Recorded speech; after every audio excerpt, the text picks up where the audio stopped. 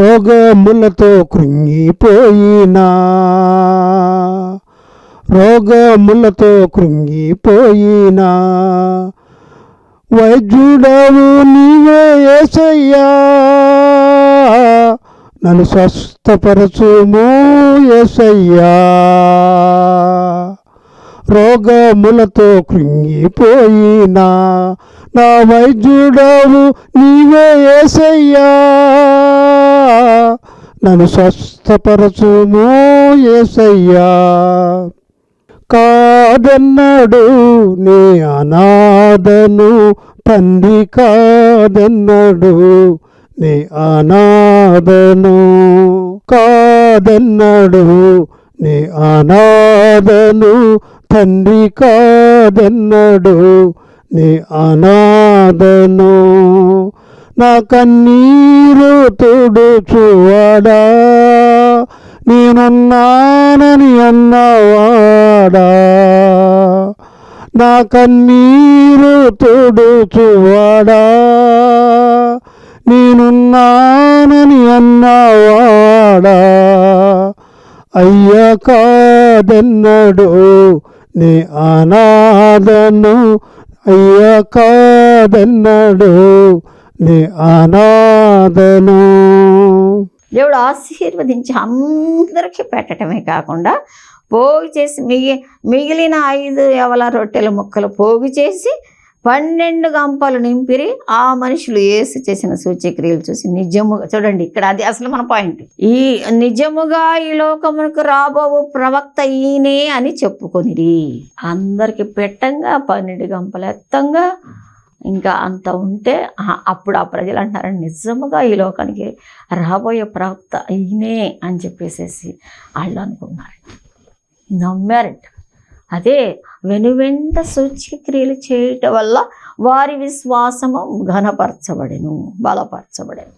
కాబట్టి మన జీవితంలో ఉన్న ఆ చిన్న రూపాయి, ఆ చిన్న టాలెంట్, ఆ చిన్న సమయము, చిన్న ప్రార్థనా జీవితం ప్రభు చేతిలో పెట్టినప్పుడు ప్రభు ఆశీర్వదించి అనేకులకు వడ్డిచ్చేవారుగా ఉంటారు. అలాగే దేవుడు మన జీవితాల్లో కూడా చిన్నవారమే అయినను దేవుడు మన జీవితాల్లో అద్భుత కార్యాలు చేయటానికి, మరి ఆశీర్వాదంగా ఉండటానికి, ఉపయోగపడటానికి మనకి దేవుడు వాడుకుంటాడు మనల్ని.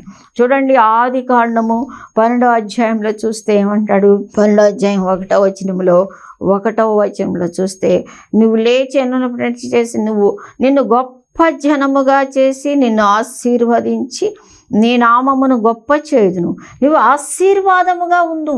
మనమే ఒక ఛానల్ ఆఫ్ బ్లెస్సింగ్గా ఉంటాం, మనమే ఒక ఆశీర్వాదంగా. ఎందుకంటే అబ్రహాముకు దేవుడు ఆదినమున ఇచ్చిన వాగ్దానము విశ్వాసులకు తండ్రి. మనం విశ్వసించాం, మనం విశ్వాసులం. మన తండ్రికి ఇచ్చినటువంటి వాగ్దానం మనం కూడా స్వతంత్రించాం.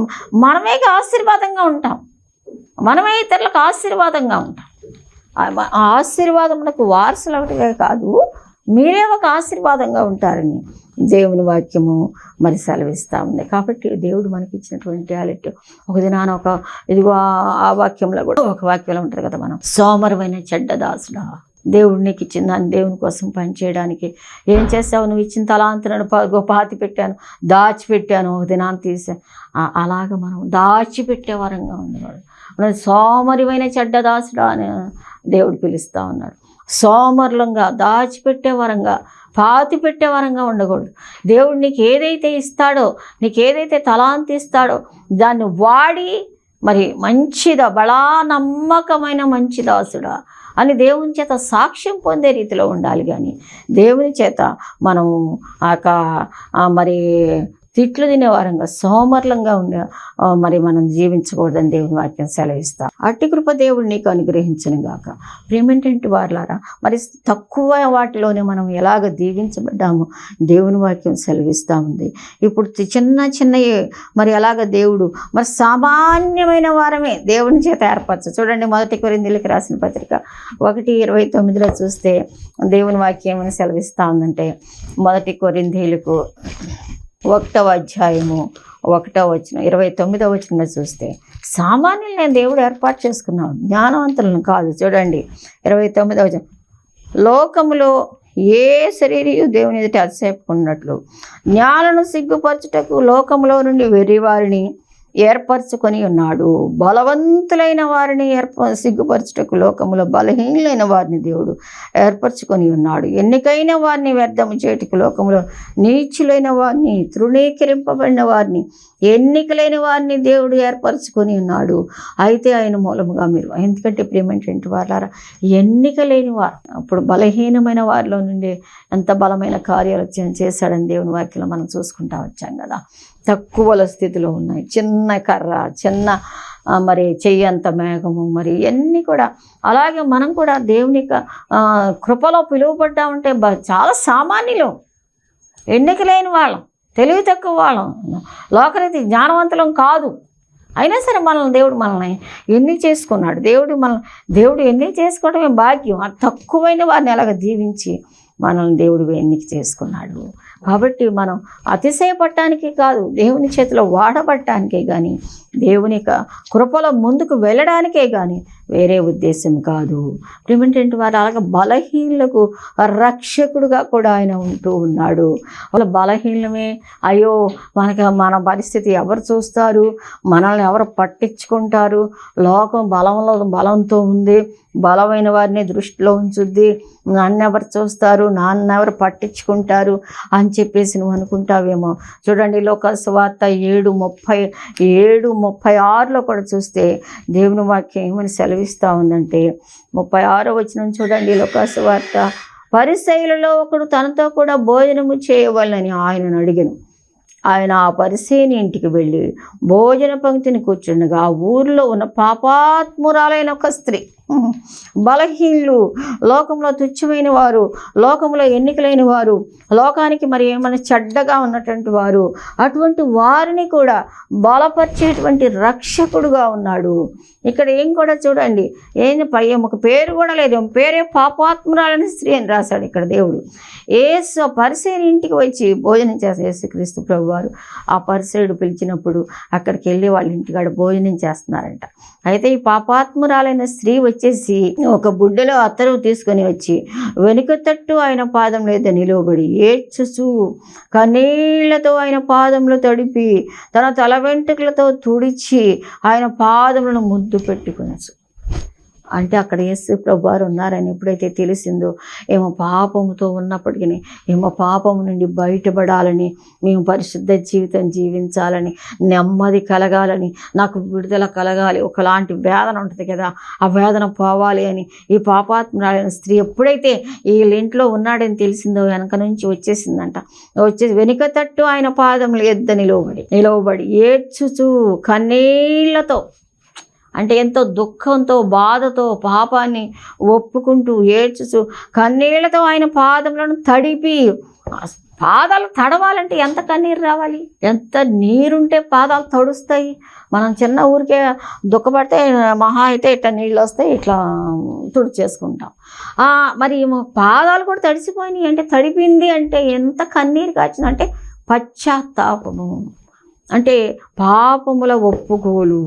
ప్రేమేంటంటే వారు, నువ్వు ఎంత బలహీనరాలు అయినా, ఎంత నేను పాపంలో ఉన్నానే, అయ్యో నన్ను కూడా క్షమిస్తాడా దేవుడు, ఎంత వ్యభిచారినే, ఇంత దొంగనే, ఇంత దౌర్భాగ్యనే అని చెప్పేసి నువ్వు అనుకోవటానికి వీల్లేదు. పాపులను రక్షించడం క్రీస్తు యేసు ఈ లోకమునకు వచ్చిన మాట నమ్మదగినది, పూర్ణాంగీకారమునకు యోగ్యమైనది. పాపులను రక్షించడానికి ఆయన ఈ లోకానికి వచ్చాడు. ఆయన పాపుల రక్షకుడు కనుక వెనక నుండి వచ్చి కాళ్ళ మీద పడి ఏడుస్తూ దుఃఖంతో తన పాపాన్ని ఒప్పుకుని తన తల వెంట్రుకలతో తుడుస్తుందంట. తల వెంట్రుకలు అంటే స్త్రీకి చాలా గౌరవం, ఇష్టము. మరి తుడిచే అంత వెంట్రుకలు నుండి ఎంత బారు జడ ఉంటుంది తనకి. ఆ బారైన వెంట్రుకలతో తను చక్కగా ఆ పాదాలు తుడుస్తూ ఉంది, అంటే తను తగ్గించుకుంటా ఉంది. మరి ఆ యొక్క శిరోభూషణాలను కూడా, జడను కూడా, ఆ తలను కూడా దేవుని పాదాల దగ్గర వేసేసి తుడుస్తూ ముద్దు పెట్టుకుంటుంది. కాళ్ళు ముద్దు పెట్టుకుని, అంటే దేవుడు దొరికాడు నాకు, యేసుక్రీస్తు ప్రభు నన్ను క్షమించాడు అన్నట్టు ఆయన పాదాలు ముద్దు పెట్టుకుంటున్నట్టు. అంటే వెంటనే చూడండి చూసేసి ఇంక పిలిచి పట్టుకొని అత్తరు కూడా పోసేసింది. ఆయన అంటే విలువైన అత్తరు తీసుకొచ్చి ఆయన పాదాలకు పూసి పరిచయలు చూసి ఈయన ప్రవక్త అయిన ఒకవేళ ఈయన ప్రవక్త అయితే ఎవరు అంటుకుంటున్నారో ఈయన్ని అంత పాపాత్మురాలో తెలియదా ఏంటి అని చెప్పి వాళ్ళల్లో వాళ్ళు అనుకుంటున్నప్పుడు యేసుప్రభు వారికి హృదయంలో అనుకునేది కూడా తెలుసు కదా. మనం పైకి కనపడకపోయినా మనం అక్కడ కూర్చుంటున్నా మనం ఏం మన హృదయం ఏం ఆలోచిస్తుందో మనం ఏ విషయాలు ఆలోచిస్తున్నామో దేవుడికి అంత తేటగా తెలుసు. అప్పుడు వాళ్ళు సీమోను నువ్వేమి ఆలోచిస్తున్నావు నాకు అంతా తెలుసు, ఇదిగో చూడు నువ్వు ఇంటికి భోజనానికి వచ్చాను కానీ నువ్వు నాకు అది నీళ్ళు ఇచ్చావా, నన్ను అది చేసావా ఇది చేసావా అని చెప్పి అనడమే కాకుండా ఎవరు ఎక్కువ మరి పాపాలు చేసినప్పటికీ ఎవరైతే మరి ఎక్కువ క్షమాపణ కోసం ఏడుస్తారో ఎవరైతే దేవుని దగ్గరికి వచ్చి మొరపెట్టుకుంటారో వారికే ఎక్కువ మరి క్షమాపణ, వారికి ఎక్కువ సంతోషము అని చెప్పేసి ఇక్కడ ఒక ఇన్సిడెంట్స్ ద్వారా ఒక ఇలస్ట్రేషన్ ద్వారా తెలియజేస్తూ ఉన్నారు. ఇంతే నీతో ఒక్క మాట చెప్పాలి సీమోను, ఒక్క మాట నీతో చెప్పాలి. ఆ అప్పు ఇచ్చి వారికి 2 ఉన్నారు రుణస్తులు, ఒకడు 500 ఇచ్చాడు, ఒకడు 50 దేనారాలు ఇచ్చాడు. అయితే అప్పు తీర్చిన వాడికి ఎవరు ఎక్కువ కృతజ్ఞత కలిగి ఉంటారు అని చెప్పేసి అడిగినప్పుడు 500 కదా ఎక్కువ మరి అమౌంట్ కదా, ఈ 500 వాడికే అని చెప్పాను. నువ్వు బాగా యోచించావు అయితే ఓకే. అయితే ఎక్కువ పాపాలు చేసింది ఆయనను వచ్చి క్షమించబడింది కాబట్టి ఆవిడ అంత మరి కాబట్టి వీరిలో ఎవడు ఎక్కువగా ప్రేమించినో చెప్పమని అడిగాను. అందుకు సీమోని అతడు ఎవరికి ఎక్కువగా క్షమించినో వాడే అని నాకు తోచున్నదని చెప్పగా, అంటే అట్లాగే తన విస్తార పాపాలని దేవుని దగ్గర ఒప్పుకొని మరి అక్కడ మరి దేవుని యొక్క ప్రేమేంటంటే వారులారా, అయ్యో నేను విస్తారమైన పాపాలు నన్ను కూడా దేవుడు క్షమిస్తాడా, అయ్యో నేను ఇంత పాపిని, నేను ఇంత దౌర్భాగ్యురాలు, నేను ఇంత దౌర్భాగ్యుడిని నన్ను కూడా అనుకుంటాకి లేదు. ప్రేమేంటంటే వారులారా, నువ్వు ఎంత పాపివైన దేవుని దగ్గరకు వచ్చినప్పుడు ఎంత బలహీనుడు అయినా ఆయన రక్షించడానికి నీ పాపములు క్షమింపబడి ఉన్నవి అని ఆమెతో అనెను. అప్పుడు ఆయనతో కూడా వెళ్ళిపోయాను. ఏమిటంటే వాళ్ళని ఎవరు పాపాలు క్షమిస్తారు? అసలు మన పాపాలు ఎవరు క్షమిస్తారు? ఆయన మాత్రమే క్షమించగలరు. ఎందుకంటే ఆయన యాగం చేశారు కాబట్టి. ఎవరు మన తప్పులు మన భర్త క్షమిస్తాడా?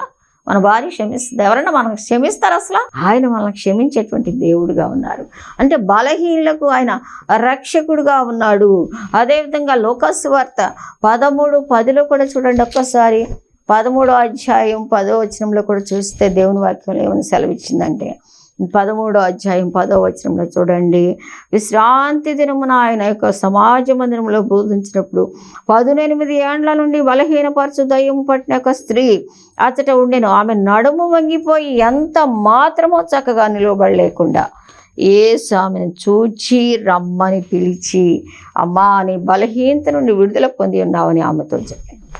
ఎన్ని సంవత్సరాలు? 18 సంవత్సరాల నుంచి నడుము వంగిపోయి గోనిగా నడుస్తూ మరి అలాగా అంటే ఏమిటంటే వాళ్ళ మన జీవితంలో కూడా ఆత్మీయ జీవితంలో చక్కగా నిలువబడలేక వంగిపోయి ఊరికే ఏదో గూనిగా అలాగా నడుస్తూ దేవుళ్ళు నడుస్తున్నాం అనుకుంటాం కానీ అంత గూని వ్యవహారం అన్నమాట. అంత వంగిపోయి సరిగా నిలబడలేని, సరిగా ఆయన ముఖ దర్శనం చేసుకోలేని, ఆయన సరిగా చూడలేని, ఆయన సరిగా ఆరాధించలేని, ఆయన కోసం సరిగా నిలబడలేకుండా, ఆయన కోసం పని చేయకుండా అలాంటి గూని పరిస్థితిలో ఉన్నప్పుడు కూడా ఆయన చూసంట జాలి పడే దేవుడు, బలహీనమైన వారికి రక్షకుడు అని మాట్లాడుకుంటాం. కనుక ఇటువంటి పరిస్థితిలో ఉన్న ఆయన్ని ఏమాత్రం ఆశ్రయాచట ఉండే కనుక ఆమె ఉన్నప్పుడు యేసు ఆమెను చూసి రమ్మని పిలిచి, ఎప్పుడైతే ఆమెను చూశాడో అమ్మ ఇట్రా అని చెప్పి పిలిచినప్పుడు ఆమె దగ్గరికి వెళ్ళినప్పుడు మరి దేవుడు ఆయన్ను చక్కగా అప్పుడు చూడండి, ఎప్పుడైతే ఆయన ముట్టుకున్న బలహీనత నుండి విడుదల పొంది ఉన్నావని ఆమెతో చెప్పి వెంటనే, ఎందుకంటే ఆమె ఇష్టపూర్వకంగా వచ్చింది, నీ బలహీనత నుంచి విడుదల పొందావు అని చెప్పేసి ఆమె మీద చేతులు ఉంచగానే ఎప్పుడైతే ఆయన హస్తం మన మీద, ఎప్పుడైతే ఆయన దక్షిణ హస్తం మన మీద ఉంచుతారో మనం చక్కగా నిలబడతాం. ఆత్మీయ జీవితాల్లో కూడా చక్కగా నిలబడండి దేవుని కోసం. సమయం వచ్చినప్పుడు ఆఫీస్లోనైనా, ఇంట్లోనైనా, బయటైనా, మరి సమాజంలోనైనా దేవుని కోసం చక్కగా నిలబడాలి. దేవుని బిడ్డలమంటే దేవుని బిడ్డలమే. చక్కగా పరిస్థితులు ఎలా వచ్చినా సరే, మరి పరిస్థితులు అంతా ప్రతికూలంగా ఉన్నాయి అయినా సరే దేవుని కోసం నిలబడాలి. మనం దేవుని కోసం సాక్షులుగా ఉండాలి. ఇంట్లో ఒకటి, బయట ఒకటి, ఆఫీస్లో ఒకటి, మరి ఎక్కడ ఊసర వెళ్ళాక రంగులు మార్చకూడదు. దేవుని బిడ్డమని చెప్పుకుంటున్నా నీవు దేవునికి మహిమార్థంగా చక్కగా నిలవబడాలి. అప్పుడు మాత్రమే దేవుడు నిన్ను ఆత్మీయ జీవితాన్ని ఆశీర్వదించేవాడిగా ఉంటాడు. అంతేకాదు చూడండి, యోహాను సువార్త 8వ అధ్యాయం 3వ వచనంలో కూడా చూస్తే, యోహాను సువార్త 8వ అధ్యాయం 3వ వచనంలో చూడండి, యోహాను సువార్త 8:3 శాస్త్రులను పరిసయ్యులను వ్యభిచారమందు పట్టబడిన ఒక స్త్రీని తోడుకుని వచ్చి ఆమెను మధ్య నిలువబెట్టి, బోధకుడా, ఈ స్త్రీ వ్యభిచారం చేయుచుండగా పట్టుబడిను. అటు వారిని రాళ్ళు, శాస్త్రులు, పరిచయులు, మనకు తెలిసిన విషయం, వీళ్ళు ఎక్కడ మరి అంత వ్యభిచారంతో పట్టబడిన స్త్రీని తీసుకొచ్చి దేవుని యేసుక్రీస్తు ప్రభు దగ్గర, బోధకుడా, ఇదిగో ఈ అమ్మాయి పట్టుబడింది, ఏమైనా రాళ్ళతో చంపేసేయాలి కదా అని ధర్మశాస్త్రంలో ఉంది కదా, మోషే మనకు ఆజ్ఞాపించాడు కదా అని చెప్పేసి ఇవన్నీ కూడా తెలియజేస్తూ ఉన్నారు. సరే తీసుకురండి అని చెప్పేసి అప్పుడు ప్రభు ఏమంటున్నారో చూడండి. ఆయన వంగి, అయితే యేసు వంగి నేల మీద వ్రేలితో ఏమో వ్రాయిచుంది. ఆ యొక్క సమాధానం అన్న వాళ్ళకి చెప్పకోకుండా నేల మీద వంగి ఎవరు రాస్తున్నారంట. ఓహో, అయితే తప్పు చేసిందా, పాపం చేసిందా, అయితే ఎవరు ఎంతమంది వచ్చారో అక్కడికి, ఎవరెవరు వచ్చారో వాళ్ళందరూ, నేను అనుకుంటాను వాళ్ళందరూ పాపాలు రాస్తున్నారు. ఇదిగో రామయ్య గారి పాపాలు, వెంకయ్య గారి పాపాలు, ఈయన పాపము, ఈయన పాపము, ఈయన పాపము, అందరు తీసుకొచ్చారు కదా శాస్త్రులు, పరిసయ్యులు, యోహాను గారు, పేతురు గారు, ఇవన్నీ కూడా రాస్తున్నారేమో బహుశా. ఆయన వంగి ఏమో రాయిచుండగా వంగి ఏం రాస్తున్నారు? ఈయన తీసుకొచ్చాడు, ఈయన పరిస్థితులు, ఈయన పరిస్థితి, ఈయన పాపం, ఆయన కూడా ఉన్నాడు, తీసుకొచ్చాడు ఈయన పాపం అని వంగి ఏయో రాయిచుండగా వారు ఆయన పట్టుకుని వదలక అడుగుచుండగా ఆయన తల ఎత్తి చూచి, మీలో పాపము లేని వాడు మొదట రాయేయండి, అయితే చంపేసేద్దాం అమ్మాయి, ఎవరైతే మీలో పాపం లేదో వాళ్ళు మొదట రాయేయండి అన్నప్పుడు, ఎవరు పాపం లేకుండా ఎవరున్నారు? వాళ్ళకి మనస్సాక్షి తెలుసు కదా. అవును, నేను ఏం చేశాను, నేను కూడా, నేను అంటే అందరూ ఆల్మోస్ట్ అందరూ పాపంలోనే ఉన్నారు. అందరూ వెళ్ళిపోయారంట అక్కడ చూడండి. వంగి నేల మీద మళ్ళీ వంగి రాయిచూ ఉండగా వారు ఆ మాట విని పెద్దవారు మొదలుకొని చిన్నవారి వరకు ఒకని వెంట ఒకడు బయటికి వెళ్ళిరి. ఎవ్వరు లేరు, అంటే పాపం చేయని వాడు ఎవరు లేడు అక్కడ. యేసు ఒక్కడే మిగిలిను. ఆ స్త్రీ మధ్యన నిలువబడి ఉండెను. యేసు తల ఎత్తి చూసి, అమ్మా, వారు ఎక్కడ ఉన్నారు, ఎవరును నీకు శిక్ష విధింపలేదా అని అడిగినప్పుడు ఆమె, లేదు ప్రభువా అనెను. అందుకు యేసు, నేనును నీకు శిక్ష విధింప, నువ్వు వెళ్ళు, ఇక పాపం చేయబా. అంటే ఎంత క్షమించే దేవుడో చూడండి పేమెంట్ వాళ్ళ.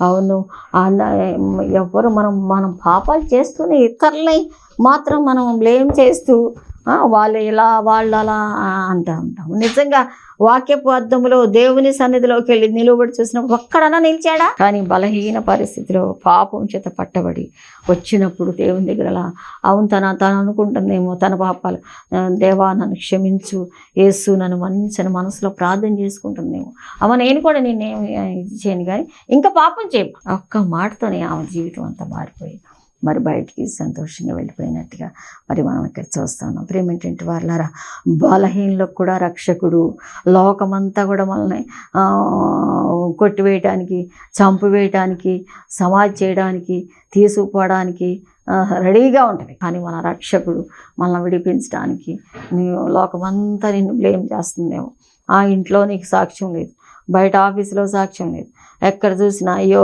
ఒక ముద్ర, ఒక వ్యభిచారి, ఒక దొంగ, ఒక దౌర్భాగ్యుడు, ఒక తిండిపోతూ, ఒక లంచగొండి లేదేమో, అయ్యో నాకేంటి నా పరిస్థితి అని నువ్వు బాధపడవలసిన పని లేదు. నీకు ఒక రక్షకుడు, క్షమించే దేవుడు. నేను ఇప్పటివరకు ఇలా బతికాను ప్రభా, నన్ను క్షమించు, ఒకవేళ నీ రాజ్యం నాకు కావాలని ఆశపడుతున్నానయ్యా, నాకు వస్తుందా, నాకు ఇస్తావా అన్న, తప్పకుండా నీకు ఇస్తాను. నేను క్షమించడానికి సిద్ధమైన మనస్సు గలది. ఎవరు క్షమించినా క్షమించకున్న దేవుడు క్షమించలేని పాపి అంటూ లేడు యేసు. ఎందుకంటే మనందరి పాపముల కోసం కదా ఆయన మరణించాడు, ఆయన మీద వేసుకున్నాడు ఆ బరువు, ఆ పాప శిక్ష ఆయన మీద వేసుకున్నాడు కదా.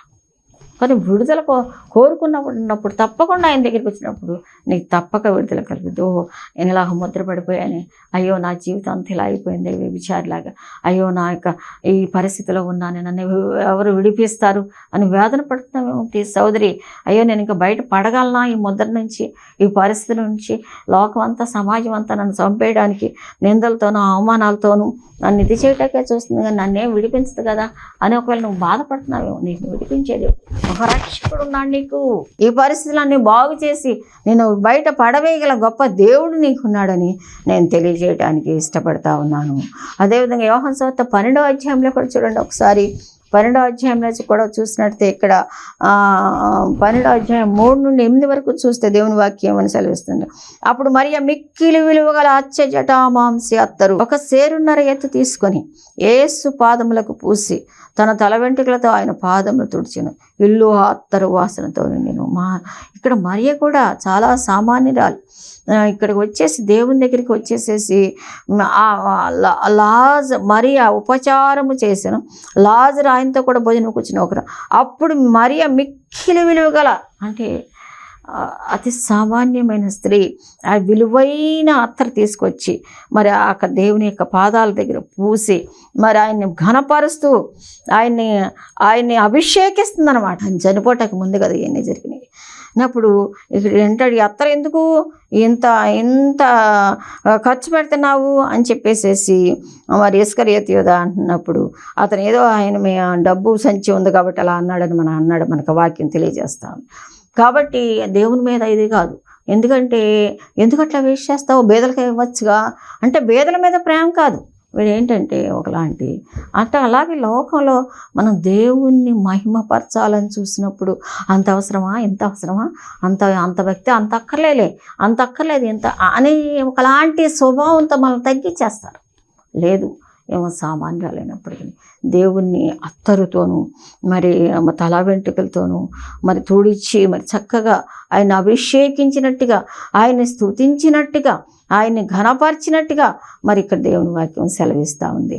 అతన్ని బట్టి యూదుల్లో అనేకులు తమ వారి వైపు యేసునందు విశ్వాసం ఉంచిరి. చూడండి అక్కడ ఆ ఇన్సిడెంట్లో. కాబట్టి యూదులలో సామాన్యులను ఆయన అక్కడ ఉన్నాడని తెలుసుకొని యేసును చూచుటకు మాత్రమే కాక మృతుల్లో నుండి ఆయన లేపిన లాజరును కూడా చూచుతూ వచ్చిరి. అతన్ని బట్టి యూదులలో అనేకులు తమ వారిని విడిచి యేసునందు అంటే అతని బట్టి అంటే మృతుల్లో నుంచి తిరిగి లేపగలిగిన లాజరు లేపిన దేవుడు ఇక్కడ ఉన్నాడు, లేచిన లాజరు అక్కడ ఉన్నాడు, లేపిన యేసు ప్రభువారు కూడా ఉన్నారు. ఇంత గొప్ప కార్యాలు చేస్తాడా యేసయ్య అని చెప్పేసేసి అక్కడికి వచ్చి ఆయన యందు తమ వారి అతనిని బట్టి యూదులలో అనేకులు తమ వారిని విడిచి యేసునందు విశ్వాసం ఉంచిరి గనుక ప్రధాన యాజకులు లాజరు అనేకులు యూదులు వచ్చి ఆయనందు విశ్వాసం ఉంచారంట.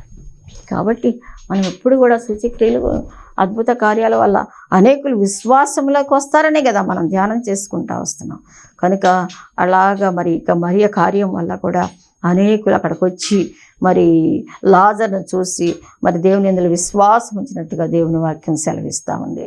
అలాగే చూడండి దేవుని వాక్యం యోహాను సువార్త 18వ అధ్యాయంలో కూడా చూస్తే యోహాను సువార్త 18వ అధ్యాయము 8-9 వచనాలు కూడా చూస్తే ఇక్కడ కూడా యేసు వారితో నేనే ఆయనని మీతో చెప్తాను కనుక మీరు నన్ను వెతుకుతున్నట్లా వీరిని పోనీయుడని చెప్పాను. నీవు నాకు అనుగ్రహించిన వారిలో ఒక్కనైనను నేను బలహీనలకు రక్షకుడు. ఇక్కడ యేసుక్రీస్తు ప్రభుని మరి యొక్క శిలువ మరణానికి పట్టుకుని వెళ్తున్న సమయంలో ఏదో సైనికులందరూ వచ్చేసి ఇక్కడ యేసు తనకు సంభవింపబోనవన్నీ ఎరిగిన వాడే వారి ఎద్దుకు వెళ్ళి వీరెవరిని వెతుకుతున్నారు, మీరు ఎవరిని ఎదుగుతున్నారు అని చెప్పి అన్నప్పుడు నజరేయుడైన యేసును ఆయన ఉత్తరమేగా యేసు ఆయన నేనే ఆయన్ని అని చెప్పి అన్నప్పుడు ఆయనను వారితో చెప్పగా వారు వెనుకకు తగ్గి నేల మీద పడి మరలా ఆయన మీరు ఎవరిని ఎదుగుతున్నారని అడుగుతున్నప్పుడు యేసు వారితో నేనే ఆయనని మీతో చెప్తున్నాను కనుక మీరు నన్ను వెతుకుతున్న ఎడలా వీరిని పోనీయండి. అంటే శిష్యుల అక్కడ కూడా బలహీనమైన శిష్యుల ఎడల ఎంత కన్సర్న్ కలిగి ఉన్నాడో చూడండి. అయితే నన్ను పట్టుకోండి, నేనే కదా యేసుని, నా కోసం కదా మీరు ఎదుగుతున్నారు, నన్ను పట్టుకోండి, కానీ వీళ్ళని పోనివ్వండి అంటే అక్కడ కూడా శిష్యులను విడిచిపెట్టడానికి, శిష్యులకి శ్రమ కలగకుండా, ఇబ్బంది కలగకుండా వాళ్ళని పంపించేయడానికి, బలహీనమైన వారికి అక్కడ చేయూతనివ్వడానికి, రక్షకుడుగా అక్కడ చనిపోవటానికి వెళ్తా కూడా వాళ్ళ శిష్యుల్ని ఎంత సేవ్ చేసుకుంటున్నారో చూడండి ప్రభు. కాబట్టి ఎక్కడున్నా ఎటు చనిపోవటానికి వెళ్ళినా శిలువ మీద ఉన్నా మనం ఎక్కడున్నా కూడా నీ ఎడల శ్రద్ధ. అందుకే అక్కడ కూడా వెళ్తుంటే అంటాడు కదా, నా కోసం ఏడవబాకండమ్మా, మీకోసం మీ పిల్లల కోసం ఏడవండి. ప్రేమేంటంటే వాళ్ళారా, అంత గొప్ప దేవుని మనం కలిగి ఉన్నాం. అయితే ఆయన శిష్యులముగా మనం ఉన్నాం. అల్టిమేట్గా ఏమని మనం మాట్లాడుకుంటున్నామంటే, ఇవాళ శిష్యులతో ఉండి గొప్ప కార్యాలు చేసిన దేవుడు. మరి ఆ పేతురు గారితో, పౌలు గారితో, ఫిలిప్ గారితో, ఆ తర్వాత ఈ రోజులో మనతో కూడా ఉండి అలాగా అద్భుత కార్యాలు జరిపిస్తూ ఆయన ఆత్మతో నింపబడిన వారమై, ఆయన శక్తితో నింపబడిన వారమై మనం ఆయన శిష్యులముగా పనిచేస్తూ లోకానికి వాక్యం చెప్తూ ఉన్నప్పుడు ఆయన కార్యాలు చేస్తూ వెనువెంటనే వాక్యాన్ని స్థిరపరుస్తూ మరి మనల్ని బలపరుస్తూ మనల్ని కూడా విడుదల చేస్తూ మనకు తోడుగా ఉండి నడిపించే దేవుడై ఉన్నాడు.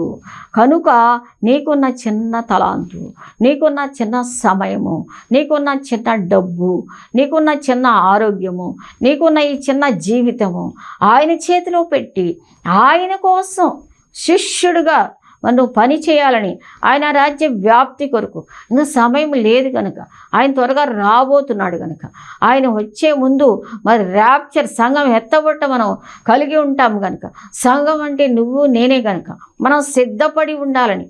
మరి దినములు పరిస్థితులన్నీ ప్రతికూలంగా ఉంటున్నాయి. ఎక్కడ చూసినా సంఘం హింసింపబడతా ఉంది. మరి ఈ పరిస్థితుల్లో దేవుడు మనం చూస్తూ ఊరుకోడు. ఎప్పుడు వస్తాడో మనకు తెలియదు. మీరు అనుకోనని గడియలో మనుష్య కుమారుడు వచ్చును గనుక మీరును సిద్ధముగా ఉండండి. కనుక ప్రియమైనటువంటి వాళ్ళారా, ప్రియమైన సోదరి, ప్రియ సోదరుడా, నువ్వు సిద్ధంగా 2 పనులను చేయాలి. ఒకటి, నువ్వు సిద్ధపడి ఉండాలి. రెండవది, సిద్ధపరచాలి. మరి అనేకులను ప్రభు కొరకు సిద్ధపరచాలి. అనేకులకు సాక్షిగా ఉండాలి. అనేకులకు సువార్త ప్రకటించాలి. సమయం దొరికిన కొలదిగా మరి ఆయన కొరకు ప్రయాసపడాలి. అట్టి కృప దేవుడు నీకు అనుగ్రహించాలని నేను కోరుకుంటూ నా చిన్న మాటలు ముగిస్తూ ఉన్నాను. ప్రార్థన. పరిశుద్ధుడా, ప్రేమగల తండ్రి, దయగల మా స్వామి, కృపగల దేవా, మీ పరిశుద్ధ పాదాలకు వందనాలు, స్తుతులు, స్తోత్రాలు చెల్లించుకుంటున్నాను తండ్రి. గతకాలం అంతా కూడా ప్రభు ఇదిగో మిమ్మల్ని గురించి మేము ప్రభు మీరు చేసిన ఈ లోకంలో అద్భుత కార్యాలను ధ్యానం చేసుకున్నాం. ఆ తర్వాత మీరు పరమునకు వెళుతూ శిష్యులకు ఇచ్చినటువంటి శక్తిని బట్టి శిష్యులు, మరి నీ శిష్యులు, మీ ప్రియ శిష్యులు మరి పేతురు గారు, పౌలు గారు, ఫిలిప్ గారు మరి చేసిన అద్భుత కార్యాల గురించి ధ్యానం చేసుకున్నాం. అదే సమయంలో ఈ దినాల్లో మేమే మీ శిష్యులమని ప్రభు మేము ఏం చెయ్యాలో, ఎంత బలహీనమైన ఎలా తోడుగా ఉంటారో మీరు మాట్లాడుతూ వచ్చారు కనుక మీకోసం మేము నిలిచిండి జీవించడానికి. అయ్యా, మీరు వస్తుండగా త్వరగా నాయన మా తండ్రి రెప్పపాట్లో మిమ్మల్ని ఎదుర్కోవాల్సి ఉంటుండగా నాయన మా తండ్రి మమ్మల్ని ఇదిగో మన సంఘమును, సార్వత్రిక సంఘాన్ని మీరు సిద్ధపరచమని, కృప చేయమని యేసు నామములో ప్రార్థించి స్తుతించి వేడుకుంటున్నాం తండ్రి. ఆమేన్. థ్యాంక్ యూ అన్న.